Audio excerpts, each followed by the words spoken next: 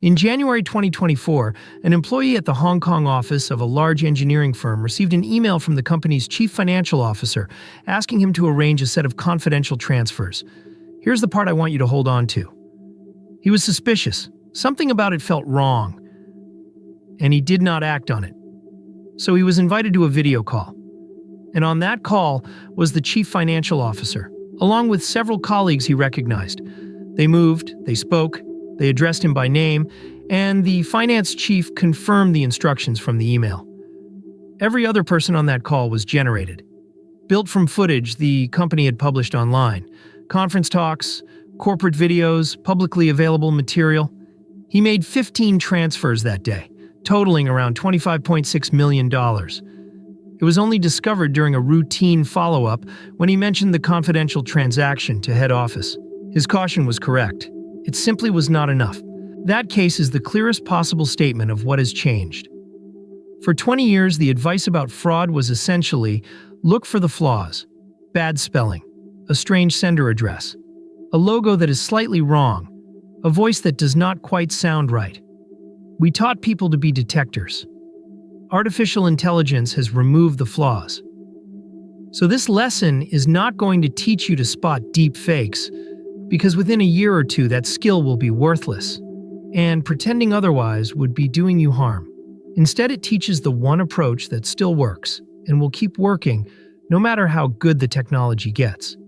As always, educational content, not financial advice. First, let's be precise about what actually changed, because it is easy to overstate. Artificial intelligence has not invented new scams. Every scam in this video existed 20 years ago. The fake boss asking for an urgent transfer, the grandchild in trouble who needs money, the celebrity endorsing an investment. What changed is that all three of the things that used to give them away are gone. The language is gone as a signal. Broken grammar and odd phrasing used to be the most reliable tell there was. Now the message is written in fluent natural language, in whatever register the situation calls for. The cost of personalization is gone. It used to take real effort to research a target, so mass scams were generic. Now the same effort can be applied to thousands of people at once, each message referencing your employer, your colleagues, your actual circumstances. And most importantly, your eyes and ears are gone as verification. That is the genuinely new thing. For all of human history, hearing someone's voice or seeing their face was proof of who they were. That stopped being true very recently, and most people's instincts have not caught up. Start with voice, because it is the one most likely to reach you personally. A usable clone of somebody's voice can be made from around 3 seconds of audio. Some free tools manage it in 3 or 4. 3 seconds is nothing. It is a story on social media, a voicemail greeting, a few words in the background of a family video, a clip from a wedding, a school play, a work presentation. If a person has ever been recorded speaking anywhere public, the raw material exists. The most common use is the family emergency call. A parent or grandparent receives a call. The voice is their child or grandchild, upset, in trouble, an accident, an arrest, a hospital. There is urgency, and there is usually a reason they cannot talk long or call back. Sometimes another voice takes over as a police officer or a lawyer. The FBI's most recent report separated out AI-enabled fraud for the first time. Over 22,000 complaints, and around $893 million in reported losses. Voice cloning distress calls alone accounted for several million. And notice why it works. It is not that the clone is technically perfect. It is that panic plus a familiar voice removes the step where you would normally think. You are not evaluating evidence. You are reacting to your child being in trouble. Now video, which is where most people's mental model is still wrong. A great deal of advice still says, ask for a video call, then you will know. In Lesson 5, I told you that a short video call is no longer proof of anything, and the case at the start of this video is why. That was not one convincing face. It was an entire meeting, multiple participants, responding in real time, using the employee's name, confirming a story that had already been set up by email, and the source material was not stolen or secret.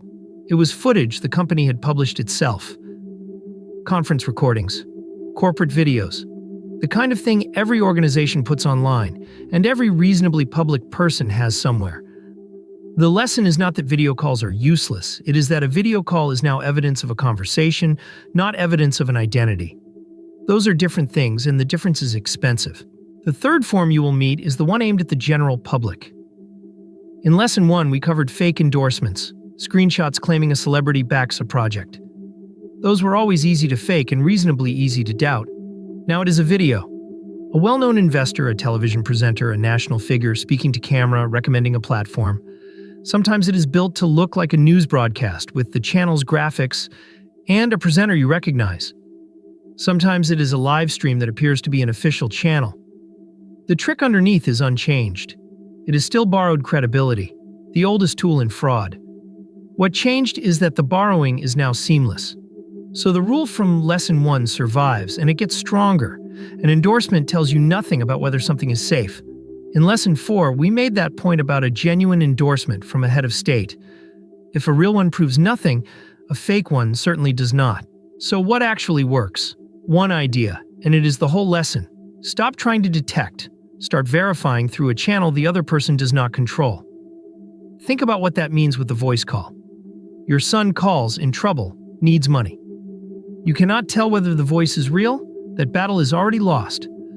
But you can hang up and call him back on the number you already have in your phone. That single action defeats the entire attack, and it does not require you to detect anything. The attacker controls the call that came in. They do not control the number in your contacts. The same principle scales up. The employee in Hong Kong could not tell that the faces were generated. Nobody could have. But a phone call to the finance office on a known internal number would have ended it in 30 seconds. This is the crucial shift. Detection asks, does this look real? Verification asks, did this actually come from who it claims? The first question is getting harder every month. The second one is exactly as easy as it always was. So, practically, agree a family password. One word or phrase chosen in person, never written in a message or an email, known only to your household. If somebody calls in distress claiming to be family and asking for money, you ask for it. This costs nothing, and it is the single most effective thing in this video. Make sure the older members of your family have it, because they are the most targeted. If you are on a live call and you need to be sure, ask something unscripted from your shared history, not something findable, not a pet's name or a birthday. Those are on social media. Something that requires actual memory. What did we argue about in the car last Christmas? A generated imposter can produce a confident answer to anything, but it cannot produce the right one. At work, insist on a callback rule for money. Any payment instruction that arrives by message, email, or call gets verified on a known internal number before it moves, regardless of who appears to be asking, and regardless of how urgent it is made to sound. Urgency is not a reason to skip the check. Urgency is the attack, and reduce your own material where it is easy. Public voicemail greetings, videos of your children speaking on open profiles, that is training data. You cannot remove everything. And I am not suggesting you try. But there is no reason to make it effortless. There are still a few situational signals, and they are worth knowing, as long as you treat them as bonuses rather than as your defense. The story almost always requires speed. Do not tell anyone. There is no time. It must be today. That structure has not changed in 100 years. Because it exists to prevent verification, the channel is usually the wrong one. Your bank sends a video message. Your chief executive contacts you on a personal messaging app. A public figure recommends an investment through a live stream comment.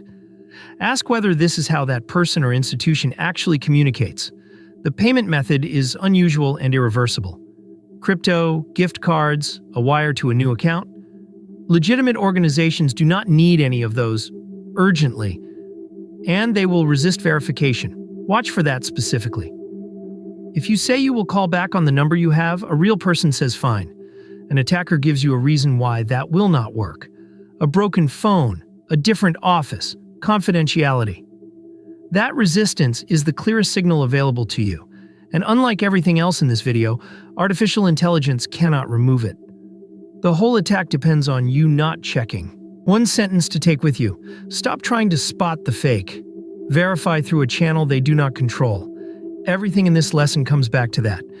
You are not going to out-detect this technology, and you should not try. The people who get hurt worst are usually the ones who were confident they could tell. The employee in Hong Kong did nothing careless. He was suspicious of the email, which was the correct instinct, and then he was shown something that had never been possible to fake before. So do not measure yourself by whether you can spot a deep fake. Measure yourself by whether you called back. That is the whole skill now. Thanks for watching. Look after each other out there.